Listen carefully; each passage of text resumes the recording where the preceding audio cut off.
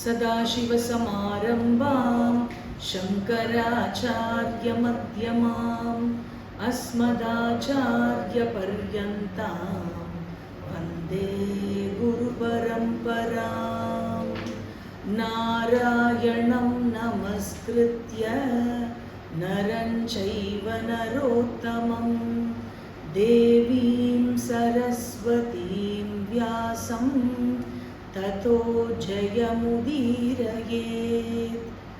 शुक्लां भरधरं विष्णुं शशिवर्णं चतुर्भुजं प्रसन्नवदनं ध्यायेत् सर्वविघ्नोपशान्तये।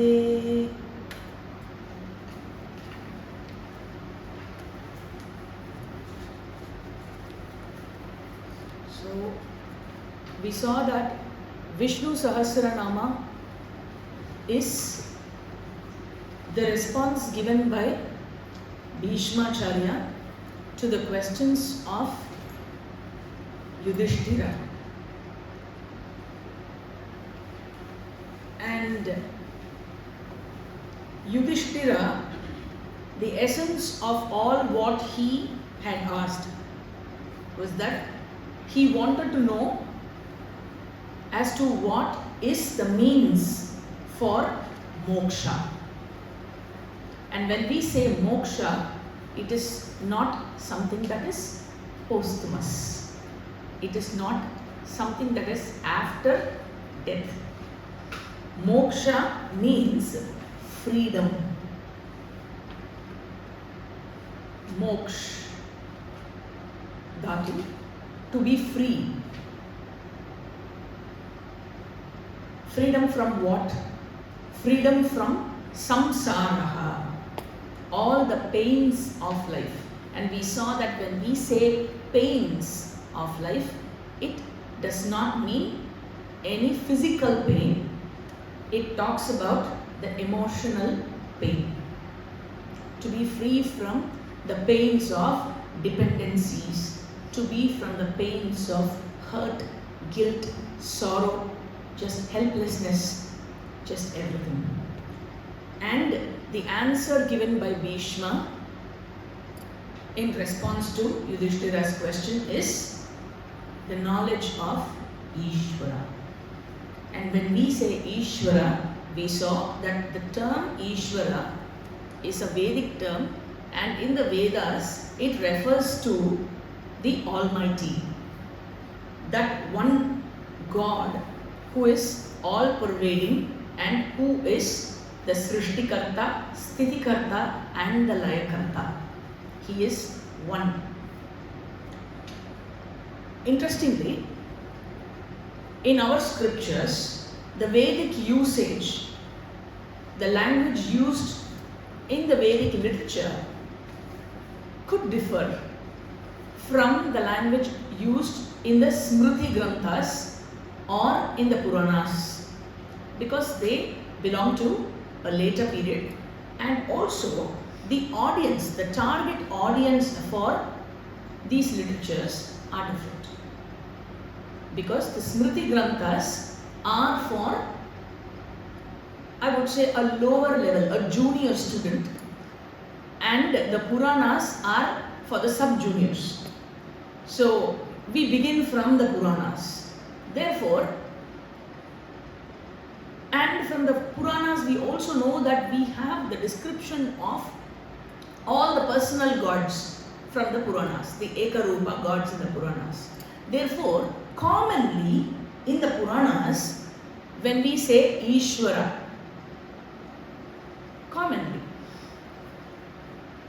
sometimes Ishvara comes with the meaning of the Lord, the Master.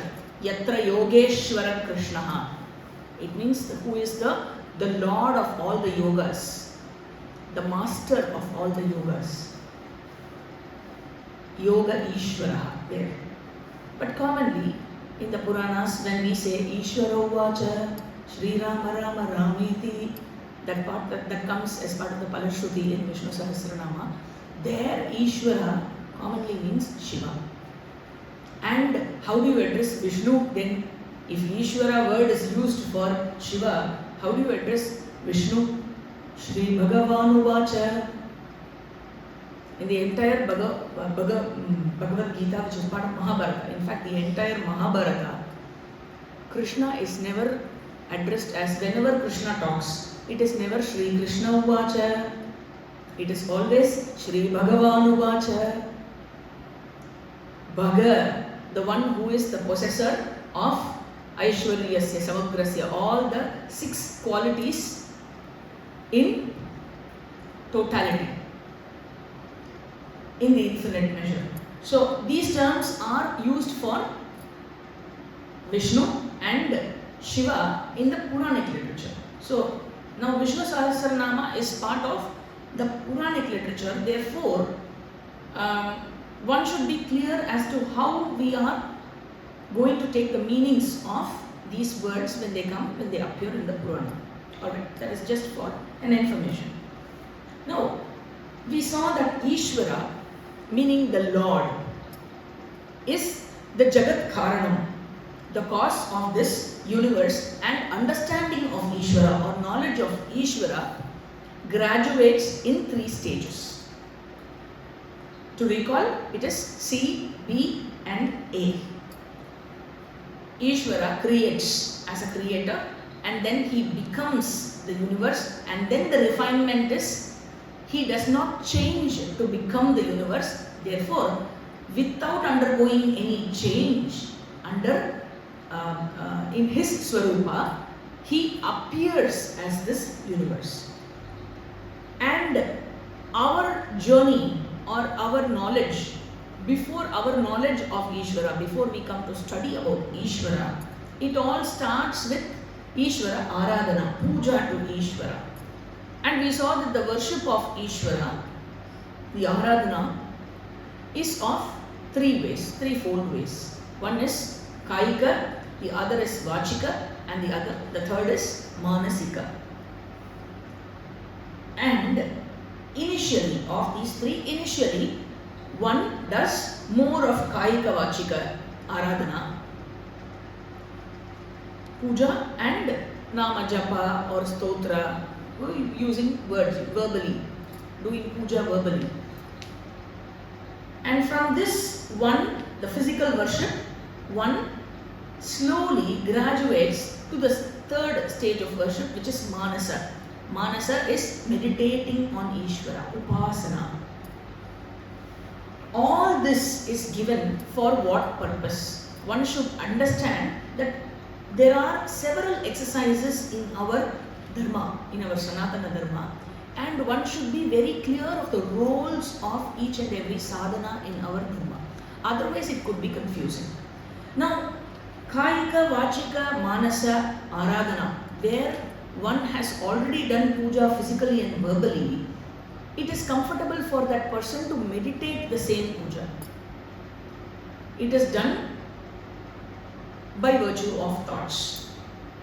You have this Shiva Manasa Puja written by Adi Shankaracharya, where he says, Ratnai Kalpitamasanam Himajalai Snanam Chaduvyambaram. So the entire Abhisheka and Aradhana and the Nevedanam is done by way of meditation. So all these are meant for what is called Adhikaritva, or attainment of qualification of the individual. One qualifies his mind, his antakarana. For what? For gaining the knowledge of Ishvara, which is the highest form of worship. And Krishna is very, very clear about this in the Bhagavad Gita. He says the highest form of worshipping Ishvara is the knowledge of Ishvara. The highest form of worshipping me, hey Arjuna, is knowing me. And those who come to know me are 1 in a million. Because people come to me for various reasons, and those who approach me to know me, Manushyanam Sahasreshu Kaschid Yatata Siddhaye Yatatam Api Siddhanam Kaschin Mam Vedi Tattvataha. those people are very, very few, and they are Sahasreshu Manushyeshu. He refers to all of you only. If you are wondering what connection it has with you all, he is talking about you all who don't mind the weekend or the early morning and who come for learning to know about Ishvara. This is the highest form of worship, the highest form of puja in our culture. Ishvara Jnanam. And the highest form, being the highest form of puja, it gives the highest of all results. What is the highest of all results? It is the infinite itself. Moksha, freedom from samsara. So with this background, we will proceed with the class today. Purva Bhaga, Shloka number 12 and 13. Please repeat after me. Brahmanyam sarvadharmagnyam Lokanam kirtivardhanam Lokanatham mahadbhutam Sarvabhuta bhavodbhavam Yesha me sarvadharmanam Dharmodikatamo mataha Yad bhaktya pundarikaksham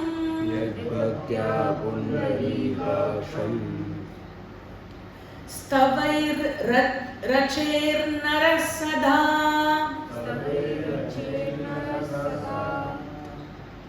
Brahmanyam. Bhishma says Brahmanyam. Brahmanyam has many meanings. And Adi Shankaracharya makes a particular reference. He says all the meanings will apply here. It is not just one meaning that you have to take. You can just simply take everything and it fits in here. Brahmanyam means Brahmane Hitam, one who is beneficial to Brahma, the Chaturmukha Brahmadeva, because he is the one who is worshipped by Brahmaji himself. Brahmaji worships him. Therefore, he is the one who brings benefit, who bestows benefit to Brahmaji. The other meaning is, there is one more meaning, Brahmane Shrutaye Hitam. Meanings, Brahmane meaning Veda, Shruti. Brahma is another name given to Shruti, which is Veda. So, Brahmane Shrutaye Hitam. He who is beneficial to the Vedas. Because it is Ishvara who has to uphold what is said in the Shruti. Because Shruti is his own words, right? So, whatever is taught by the Shruti, the dharma that is taught by the Shruti, by the Veda, has to be upheld, and that can be done only by Ishvara. Vedas have to be upheld. Vedas have to thrive, and it is Ishvara's job to ensure that the Vedas thrive. The third meaning, there is a third meaning, Brahmanaya Hitam. Brahmanaya Hitam means he who is the source of blessing to Brahmanas. Now, whenever our Shastra talks of Brahmanas or something that is glorifying Brahmanas, something that is beneficial to Brahmanas, when the word Brahmana occurs in our Shastra in this context, it does not refer to the Kula Brahmana or the Jati Brahmana. We should be very, very clear about that, because there is nothing great about one being born, merely being born in a particular Kula. Greatness or glory is something that has to be earned by one person. So, Who is that Brahmana which the Shastra is talking about here? Source of blessing to Brahmanas, meaning those who predominantly have Sattva Guna, those who are Sattva Guna Pradhana, those who have done all the sadhanas, who take up puja, aradhana, japa, yatra, vrata, tapas, all the disciplines, those who take to and who develop Sattva Guna in themselves. Therefore, Brahmanaya Hitam, meaning all the noble people. Brahmana here means who are noble by their guna, who are embodiment of good virtues. Obviously, one who is Sattva Pradhana will have good virtues, and that is why he is Sattva Pradhana. That is Brahmanyam. Then Sarva Dharmanyam. Sarva Dharmanyam meaning all knowing. Sarvan Dharman Janati iti Sarva Dharmagnaha. Sarva Dharmagnaha. All Dharma. Sarva Dharma. Nyaha means knower. Because Ishvara is all knower, he knows everything and he knows all the dharmas, he does not have a conflict between two dharmas. He is very clear as to what is right, not only what is right and wrong, also he does not have dharma sankata. Dharma sankata is always there only for jiva. Because when two things both are your dharma, you don't know which dharma you have to uphold. And we fall within, we fall under the spell of our likes and dislikes, and we choose according to what we like or what is comfortable or what is easy for us. But the Shastra says whichever is the highest dharma of the 2 or 3 dharmas you have, suppose all come to a clash, whichever is the highest dharma you have to choose. Which is the highest dharma? That dharma which brings benefit to many people than being bringing benefit just to you, than being just of an individual interest. If it is of a common interest, then you have to take to that dharma. Always put others first, not yourself. Therefore, dharma sankata is only for jiva and there is no dharma sankata for Ishvara. Therefore, he is sarva dharmanyaha, sarva dharmanyam. Lokanam kirti vardhanam. He is the enhancer of one's fame. Those who worship, he makes all those who worship desirable of fame, and they grow. Not merely popularity, okay? One can be even notoriously popular. So it doesn't talk about that. Talks about getting fame, meaning one has to become noble to earn fame. So all the good name that one earns, it is bestowed by Ishvara, and he is the bestower of fame to his devotees. And he is Lokanatham. Lokanatha meaning the Lord who takes care of everybody in this Jagat. Lokaihi nathyate. Nathyate meaning yachyate. One who is implored, one who is always sought after by his devotees. Lokanatha. He is the Natha for all. He is there as a father, as a caretaker. He is responsible for me and he takes good care of me, and he is there as my protector. He is my Natha. So when he is Lokanatha, meaning he is there for everybody, every single living being, right from an ant to the Chaturmukha Brahmadeva. When he is there for everybody, where is the question of being Anatha?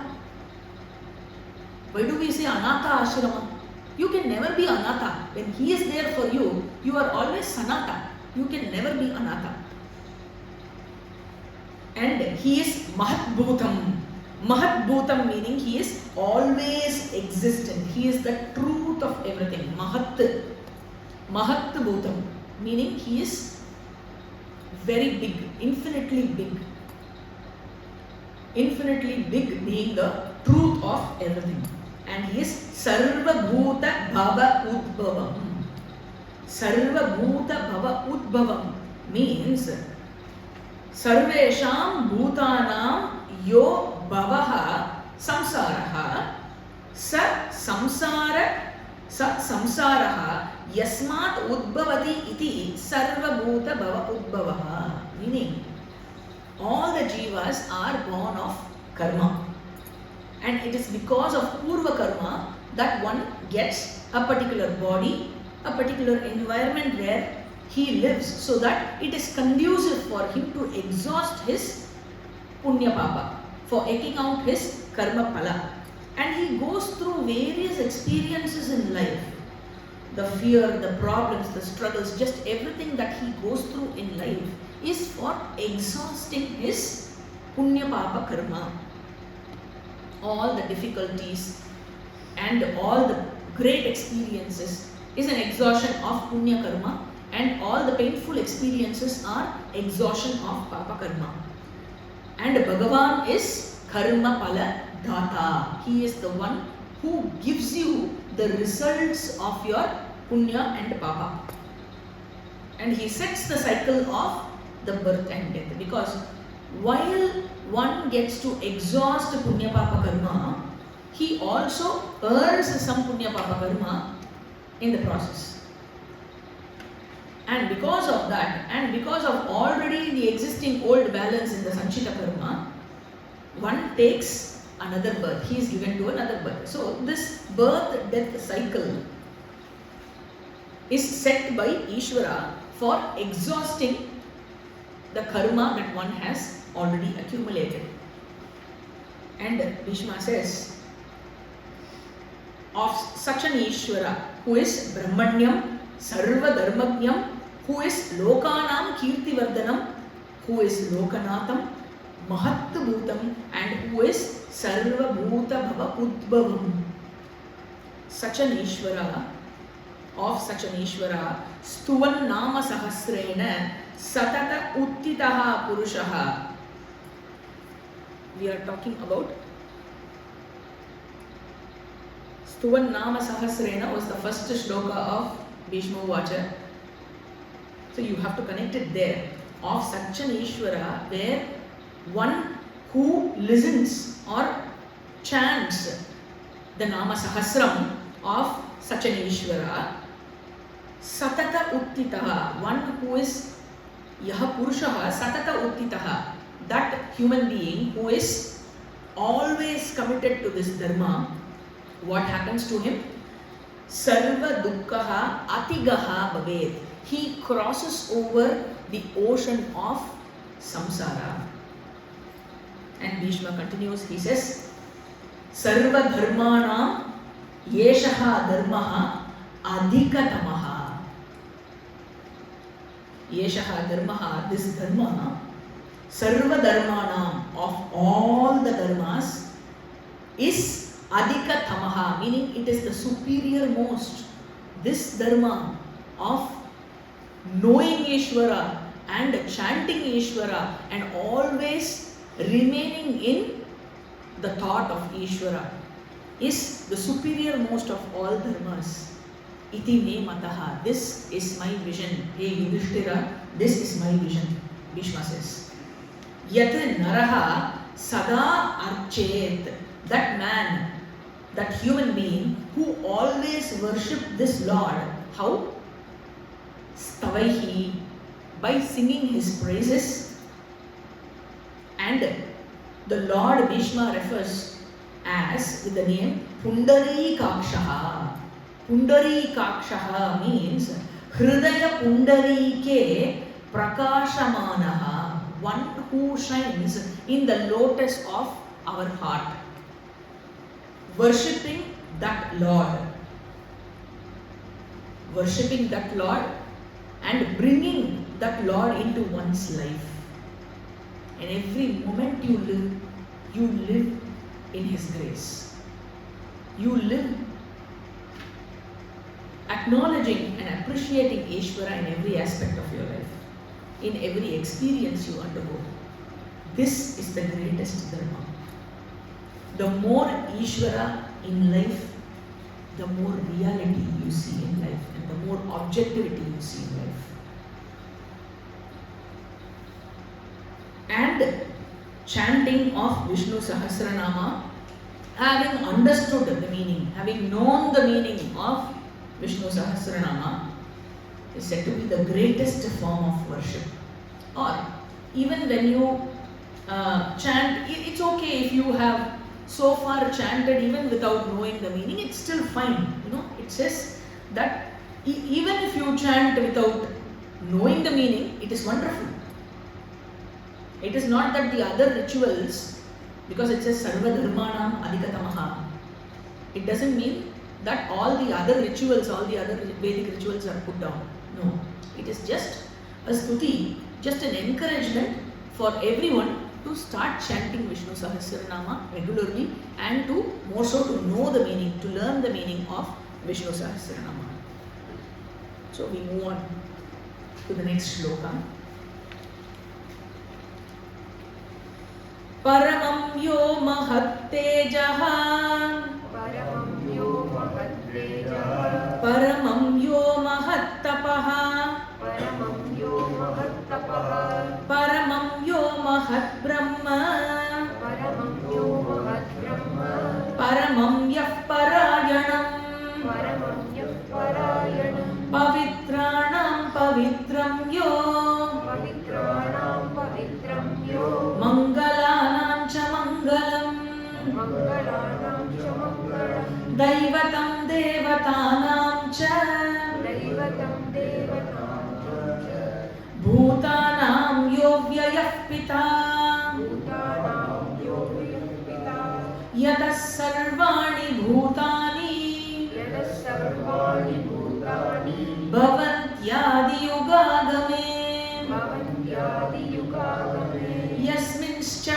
pralayam yanti, Yasmin cha pralayam yanti, Punareva yugakshaye, Punareva yugakshaye, Tasya loka pradhanasya, Tasya loka pradhanasya, Jagannathasya bhupate, Jagannadasya bhupate, Vishnur nama sahasram me, Vishnu nama sahasram me, Shrinu papa bhayapaham. Shrinu papa vayapaham. So you stop there. Why? Why did we read everything in one shot? Because grammatically, shloka number 15 to 18 is one sentence. That is why. Because you have to catch hold of this verb in a sentence, especially when we talk about the construction in Sanskrit sentences, in Sanskritam. The verb is very important. So we stopped where we heard the verb. The verb is Shrunu. May you listen.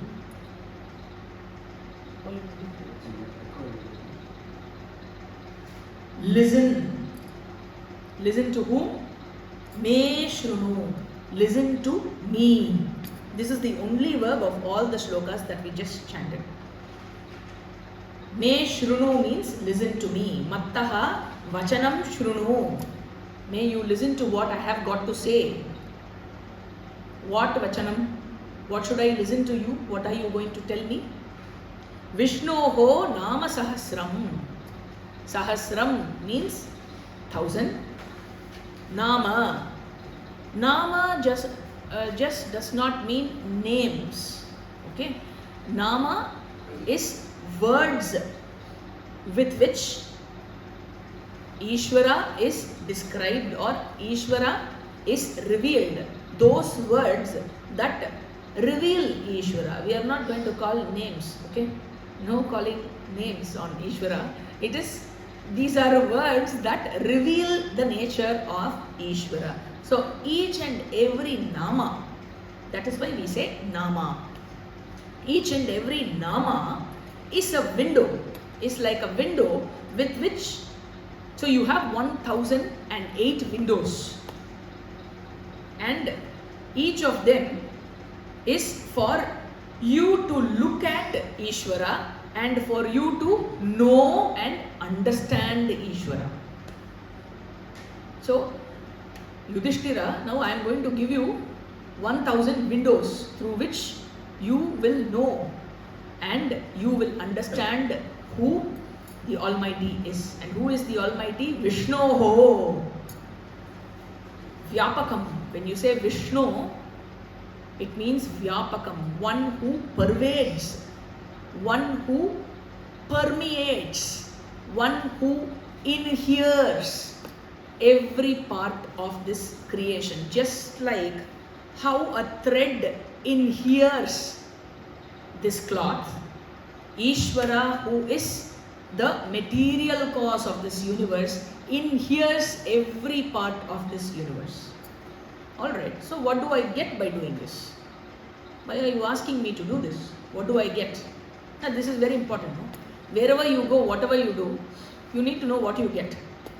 Otherwise, this human being will never do anything. No, he needs to know what he gets. That's why every stotra comes with a palashruti. You need to know what happens, right? So what do you get? Bhishma tells that also. He says, Papa Bhaya Apaham. Papa Bhaya. Fear of Papa. What happens to that? Apaham. It is destroyed. So everybody has omissions and commissions. Everybody is given to omissions and commissions. And these 1000 names of Ishvara, chanting the 1000 names, listening to the meaning of the 1000 names of Ishvara, understanding the meaning of the 1000 namas of Ishvara, of Bhagavan, takes care of your Papa Bhaya. Because as it has been already said, Stuvan Nama Sahasrena, one who chants, of course by understanding the meaning of all the Sahasranama, Satata Uttitaha, one who stays committed, Satata Uttitaha Purushaha, what happens to him? Sarva Dukkhaha Atigaha Bhaved. He attains moksha, he attains the infinite while he is alive. He attains complete peace of mind while he is alive. He attains completeness while being alive. You don't have to die and go to another loka for all this. Atra iha samashnute. Upanishad says it is here and now. It is not a later event. It is not an event in time. It is here and now. Therefore, Vishnoho Nama Sahasram He Yudhishthira Me Shrunu. May you listen to me. Of the Nama Sahasram of who? Vishnoho. Now who is this Vishnu? Who is Vishnu? Now that is given. That is what is narrated from the 15th verse through 16, 17 and the first line of the 18th verse. We just saw the second line of the 18th verse now. Now, we saw that from 15th shloka until the 18th shloka is technically, grammatically one sentence. Now, in every language, there is a syntax for construction of sentence. I hope you understand what I am saying. A syntax, a format in which sentence is constructed. So, you go from the verb of the sentence. What do you mean by verb? A verb is an action word. Now, we will see a little bit of grammar. Okay. So, you have a verb, you have an action word, and the action word is connected to the subject of the sentence, it is connected to the object of the sentence, and there is an adverb. Adverb is that word which goes to describe the verb. Okay, it describes the verb. So, verb has connection to the adverb, verb has connection to the object, verb also has got to have connection to the subject of the sentence. Now for example, goes, G-O-E-S, goes.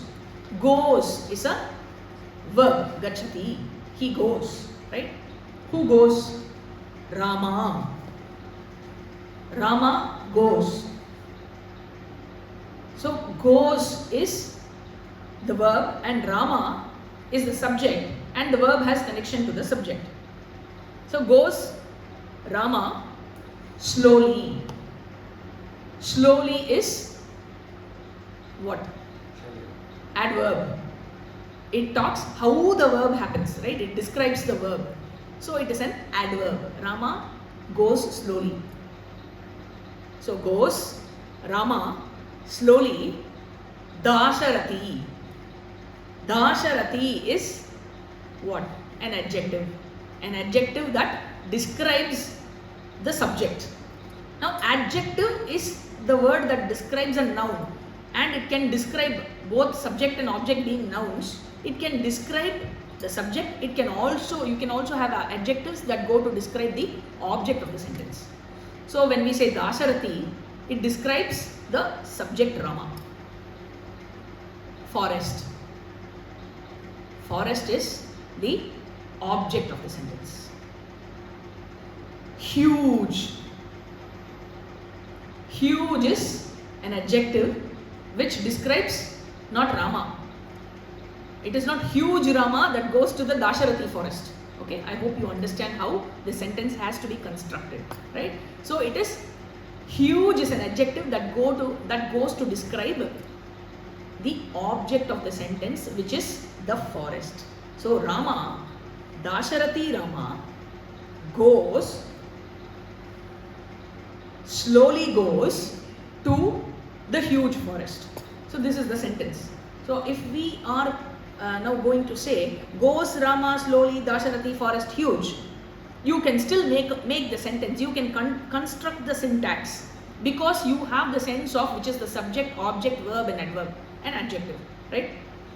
That is how now we build the sentence here. Okay, so we start with the verb. We started with the verb, and what is the verb? Shrunu, listen. So to whom you have to listen? To me. Bhishma says, listen to me. Me shrunu. Now what should I listen? Vishnoho nama sahasram.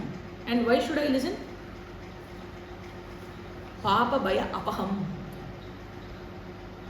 And listening to nama sahasram of whom? Of Vishnu. Now who is this blessed Vishnu? Whose nama if I listen to, all my papa and bhaya is destroyed. I am a free person. I don't have anything to worry. I don't have anxiety. I don't have fear. I don't have sorrow. I don't have emotional pain. I am not given to hurt, guilt, helplessness, just anything. So who is Vishnu? You go back to Shloka number 15 and we start from there. Yaha paramam mahattejaha. He who is paramam. Yaha, he who is paramam, meaning the supreme. Mahat tejaha.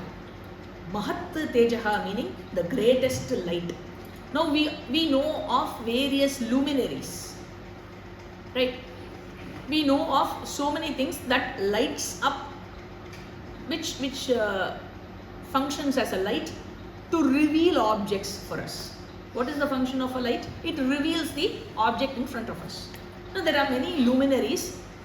We start from the greatest. We start from the sun, the moon, the stars, and we have the nakshatras, and then we have Agni.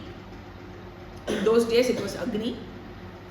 Now it is tube lights or any form of electric light. Sometimes even the laptop screen light is enough, and you have the mobile phone flashlight. You just have so many luminaries for you to see the object in front of you. Now the question is, which is the greatest of all these lights? There can be a snapping answer for this question. One may say sun is the greatest light. It is the greatest source of energy and everything that you know from science. What does Shastra say? Shastra says it is the light of consciousness. Because all the other lights reveal the object in front of you, and consciousness reveals the light also.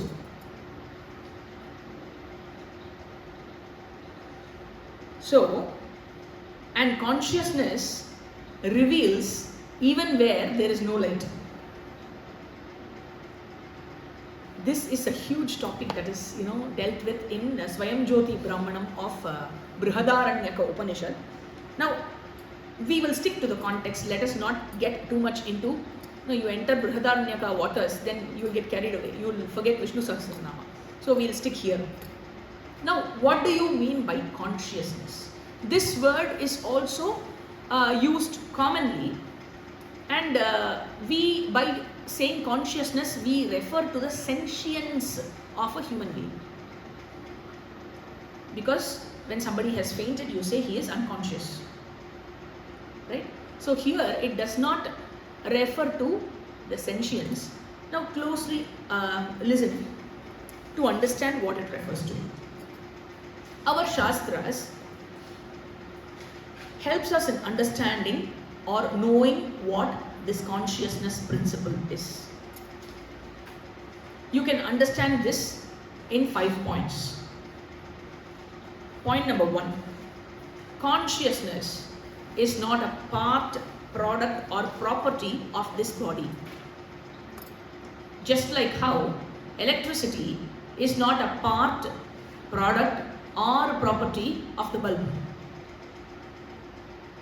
Right? Electricity is different from the bulb. It is not the bulb. Bulb is different, electricity is different. Similarly, much the same way, consciousness is different from the body and the mind. Alright. Point number 2. Consciousness is that which pervades and enlivens this body. It pervades this body and it enlivens this body. We can say that the electricity pervades the bulb and enlivens the bulb, meaning it makes the bulb alive, it makes the bulb bright, right? It illuminates the bulb. Point number 3. Consciousness, because it pervades and enlivens this body, it doesn't mean that consciousness is limited by the boundaries of this body. Consciousness is not limited by the boundaries of this body. Just like how the electricity is not limited by the boundaries of the bulb. Point number 4. Consciousness survives this body even after the death of this body. Now this is very important. Consciousness survives this body even after the death of this body, just like how the electricity survives the bulb even after the tungsten filament in the bulb has gone, even after the bulb has gone fuse. Then why is that I don't find any movement or any sentience in the dead person? If the consciousness survives the dead, then why is that the dead is inert, the body is inert? It is because the body is gone, just like how the bulb has gone fuse. The body is gone fuse. It is no more functionable. It is no more capable of being illumined by the consciousness. Just like no matter how much watts you push in through the wire, the bulb does not burn because the filament in the bulb is gone. Much the same way, consciousness is not, you don't experience consciousness there because there is no medium available for the consciousness to manifest there. Just like the bulb is no more a capable medium for manifesting the electricity, just the same way. Consciousness survives the dead, but it is not available for transaction because of the absence of a medium for transaction.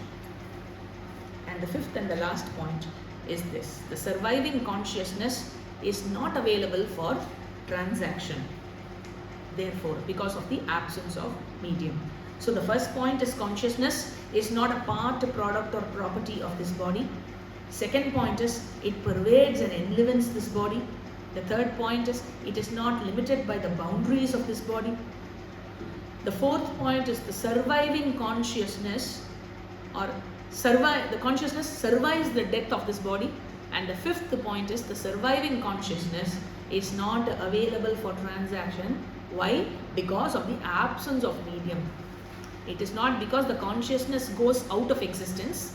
It is because of the absence of medium, and one can try to correlate this with the electricity and bulb example to understand. So that consciousness principle, that tattvam, is Vishnu, because one who pervades every living being, he enlivens every body. Though he pervades and enlivens every body, he is not a part, product or property of any body. And he is not limited because he pervades, he is all pervading, he is not limited by the boundaries of any body, and he is not gone even after the bodies are gone. And here Shankara quotes from various Upanishads. It is so beautiful when going through his commentaries. And he quotes Jyotisham Jyotihi, the light of lights, which is from the Swayam Jyoti Brahmanam of Brihadaranyaka Upanishad. Yaha Paramam Mahattapaha. Yaha, he who is Paramam, the supreme, and Mahattapaha. One tapaha meaning one who mandates everything. Because of whose mandate everything in this Jagat function. What makes your eyes function as eyes? What makes your ear function as ears? What makes your nose function as nose? Just everything. What makes the sun function as the sun? What makes the earth function as the earth? He who, because of whose mandate everything is what it is. And this functioning of every aspect of this Jagat is compared to, or is understood, or is also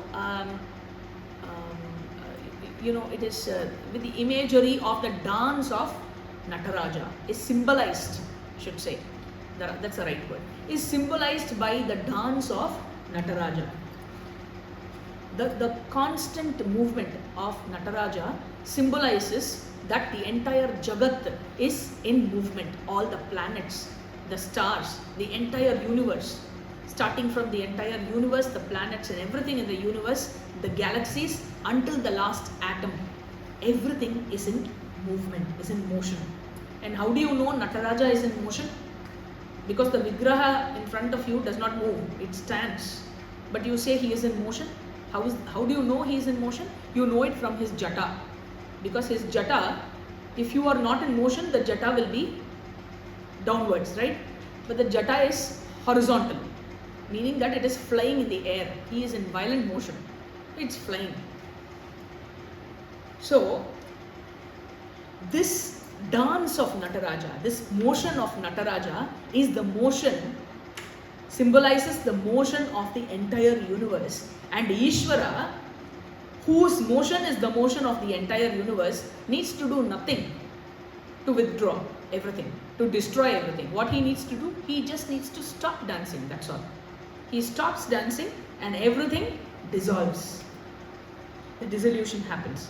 And everything functions by his order, and nobody can transgress the order, which is Ishvara himself. Even without the knowledge of fire, you touch fire, it will burn you. It will burn your finger. Because that is the order. And this Srishti is the Ananda Tandava of Nataraja. So he dances, it is Srishti. He stops dancing, no Srishti, gone. Everything is pulled back, it is rolled. So, Yaha Paramam Mahat Tejaha, Yaha Paramam Mahat Tapaha. He who is Paramam, Supreme, Mahat Tejaha, the greatest of lights, and he who is Paramam, the Supreme, and who under whose mandate everything functions. Yaha Paramam Mahat Brahma. Mahat Brahma. Brahma meaning big. He is the bigger than the biggest. Bigger than the biggest meaning he is infinite and there is nothing bigger than him because he is limitless. There cannot be anything bigger than infinite. You cannot say infinite plus 1. Okay? Infinite plus 1 is also infinite only. When you say infinite, it is not countable. There is nothing more you think you can add or you can reduce. Infinite minus 1 is what? Infinite. Infinite plus 1 is infinite. Okay? There is nothing bigger than infinite. And he being the infinite and he pervading, inhering every part of this creation, he is the truth of everything. Yaha Paramam Parayanam. Parayanam means Paramam Ayanam. Ayanam means end. Ayanam can also mean path or way, just like how you say Dakshinayanam, Uttarayanam, Ramayanam. Ramayanam means what? The path followed by Rama. So you follow Ramayana. Ramayana meaning you have to follow Rama. You have to live like Rama, right? There is no Krishnayanam, okay? If there is something called Krishnayanam, and you are interested in having many girlfriends or many wives, then you better lift the entire Govardhanagiri in your little finger. Okay? You have to dance on Kalinga, right? There are so many things that Krishna did. You can't do everything. You can't even do one of that. Therefore, what do I do with Krishna? You have to listen to Krishna. You have to listen to what Krishna said. And you have to do what Rama did. So that is how our dharma is taught. And here, he who is Paramam Ayanam. Why is Bhishma talking of this? Because that is what Yudhishthira asked. He asked, Kim va pekam parayanam. You asked me, Yudhishthira, so I am going to tell you of that Paramam Ayanam, the greatest end. What is the greatest destination? That destination after reaching which one has got nothing else to achieve, nothing else to accomplish. Because, say for example, you travel from here, from Chennai, we are in Chennai, okay, or from wherever you are, to another place. You take a train, you take a flight, you take a bus, or you go. You take any mode of transport, you reach another place. And you reach another place, is that your final destination? You have stops in between. That is not your final destination. That is not your intended destination. Your intended destination is that destination which you wanted to reach. And is that a final destination? No, it is not a final destination, because even after reaching there, you go to places, right? So it is not where you finally go, going where you don't have to go anywhere else. No, it is not like that. And even if you take the journey of a jiva, where after death he travels to other lokas, right? You have exalted karma in your account, you go to higher lokas, or one may take an inferior janma, you go to the lower lokas, and you go round and round, and that is not the end. It is not like the judgment day where you are given a punishment forever. You go to hell forever or you go to heaven forever. No, it is not like that. Wherever you go, you be there for some time and you have to come back. Right? So, you go round and round. Just like how there is this giant wheel. You have seen in amusement parks, you have a giant wheel. And it is very nice when you see it is, you feel like entering it. And you enter it, what happens? The initial few rounds are nice and thrilling, and then when the speed is set in, when it goes round and round violently, you shout, you hear people screaming, and you also scream along. Why? Because you want to get out of it, and there is no way to get out of it. And suppose you scream and you say, put it off, I want to get down. And he says, I'm sorry, I don't know where the switch is. So you have got into a giant wheel which does not have a stop switch. What do? You come to know that you have got into this big giant wheel which does not have a stop, because it goes round and round and it will go eternally. What is the way out? You have to jump out of it. That is the only way out. So when does this journey stop? That destination you reach where this journey stops. Because you thought it was merry-go-round and you went inside, and finally it was a sorry-go-round and you want to get out of it. Because that you see the pain in it, you see the trouble in it, and you want to ask for help. You are helpless and you ask for help and you want to get out of it, right? You want to stop this. You want to go out of this. And our rishis are very intelligent, They don't ask Ishvara, you give me this, you give me that, so that I am complete, I feel complete. That is all temporary. Our rishis are very, very intelligent. And because if you keep asking for something and something to Ishvara, there is no end to it. Today you will want something, tomorrow you will want something else. So our rishis asked, give me that knowledge. Give me that knowledge by which I will be you. I will be you. Then there is nothing left to ask. There is no more want. Because I know that I am the infinite. As long as I am finite only, I have wants, I seek something, I have the notion of incompleteness. The moment I know that I am not finite and I am one with the infinite, there is no more want, there is nothing that I have to accomplish to complete myself.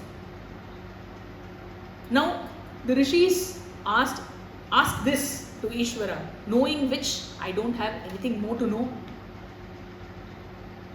attaining which I don't have anything more to attain. And now, Ishvara, this is an imaginary dialogue, okay? So Ishvara will ask, you have to be me. Why do you have to be me? So the Rishi says, if you are infinite, then you have to be me. You are infinite, you have to be me. If you are not me, then as much as you limit me, I also limit you. Right? So you are not infinite. It is like the wave and the ocean. You have a wave and you have an ocean. Both are two different names and forms, but the wave is a smaller name and form. In essence, both are water. Just like the same way. It is one Chaitanya Tattvam, it is one consciousness principle that inheres the Jiva Upadhi and the Ishvara Upadhi, and in that vision, just like in the vision of water, both the wave and the ocean is one. In the vision of Chaitanyam, both Jiva and Paramatma is one. And it is attaining this knowledge, I attain him. And Bhagavan says, yes, you got it. Therefore, the Lord is Paramam Ayanam. And he is Pavitranam Pavitram. Pavitram is something that which purifies. And we have many purificators in our system. Karma is a way of purification. And while performing Vedic karma, Vedic rituals, you have something called Pavitram, which is made of a grass, a ring made of grass, and you are supposed to wear that. So it is a ritual. Wearing pavitram, it is bent and made in a particular way. You can't make it in the way you want. There is a ritual for that as well. There is a mantra chanted for making that, and the mantra for wearing it and everything. So you perform a ritual by which you qualify to perform the other ritual. So wearing the pavitra, you qualify to perform the ritual. So wearing the pavitra itself is a ritual. And why do you do those rituals? To purify you. And there are other purifiers, like mantra is a purifier, jala is a purifier. And when we say jala, the all famous Ganga jala. So taking a dip in Ganga said to purify you. Performing vratas, tapas, purifies you. The vrata that one takes up for 48 days before going to Sabarimala. Why does one have to take up those austerities? To purify before you enter the temple. To qualify yourself before you enter the temple. And you have many karmas in our tradition, in our culture, in our dharma, which are to purify. What do you mean to purify? Meaning to knock off your papa karmas. Each of them, each karma that you do is to knock off a particular type of papa. So it is pavitram. Every karma that knocks off a particular papa is pavitram. Now who is Ishvara? He is pavitranam pavitram. He is the purifier of all purifiers, because other purifiers will purify only one aspect of it. And Bhagavan purifies everything. And not only he purifies everything, he is the one who makes every purifier the purifier to be what it is. It is because of something you call pavitram only when it is associated with the Lord. Because it is associated with the Lord, it is pavitram. And similarly, mangalanancha mangalam. Mangalam is auspiciousness. And all that is associated with Ishvara is mangalam. And because of who those things are considered to be mangalam, he is the mangalanancha mangalam. And who is Daivatam Devatanancha. He is the Lord of all Devatas. Devam ke Dev. He is the Lord of Indra, Varuna, Vayu, Agni, Prajapati. He is the Lord of all the Devatas, meaning governed by whose order all of them do their respective functions. Indra is not Indra without Ishvara. Varuna is not Varuna without Ishvara. Agni is not Agni without Ishvara. And he pervades and inheres them as the Chaitanyam, the very consciousness principle of all. And here Shankara, gets into the mode of quoting just from everywhere, from the Upanishads, from Bhagavad Gita, from the Puranas. Now, interestingly, I just thought I will quote a few and we will conclude the class here. In Vishnu Purana, Shri Krishna tells Mahadeva, he tells, O Shankara, you are avibhinna, you are non-separate from me. Who tells this? Shri Krishna tells Mahadeva, he tells Shiva. And whatever abhaya is given by you is the abhaya given by me. We are one and the same. The truth you are, it is the same I am. And those who are ignorant of this fact, who are avidya mohitatmanaha, they are deluded by ignorance. They are the ones who see difference in you and me. They are the ones who say that Hari is different and Hara is different. And in Bhavishyotara Purana, Maheshwara says this. He says, whoever sees difference between Brahmaji, who sees Brahmaji different from Vishnu, who sees Vishnu different from me, are all Duratmas and are given to that papa, because of which they get roasted in Naraka. They commit a papa that is equal to Brahma Hatya, which is equal to killing a Vedic Brahmana, a Vedic Pandit, one who studies the Shastras. It is the greatest of all the papas. And one who sees difference between Shiva and Vishnu is given to that papa. Who says this? Ishvara says this in Bhavishyotara Purana. And again, in Harivamsa, Maheshwara says, in the Kailasa Yatra portion, he says, Hey Janardana, he addresses Vishnu, he says, Hey Janardana, I am you, who is all pervasive, and you are me. There is no difference between you and me, and it is just the name that is different. The name and the upadhi given, the form given is different. In essence, you and me is one and the same principle. There is no need for any doubt in this, and the worship that is done to you is worship done to me, and the worship done to me is the worship done to you. And whoever shows dvesha towards you is the dvesha shown towards me. I think this is enough to say that there is no difference between Hari and Hara.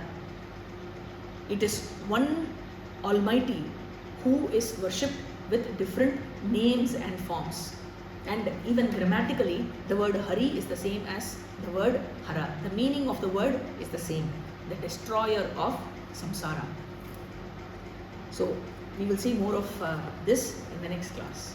Om Purnamadav Purnamidam Purnat Purnamudachyate Purnasya Purnamadhaya Purnamevavashishyate. Om Shanti Shanti Shanti Harihi Om Shri Gurubhyo Namaha Harihi Om.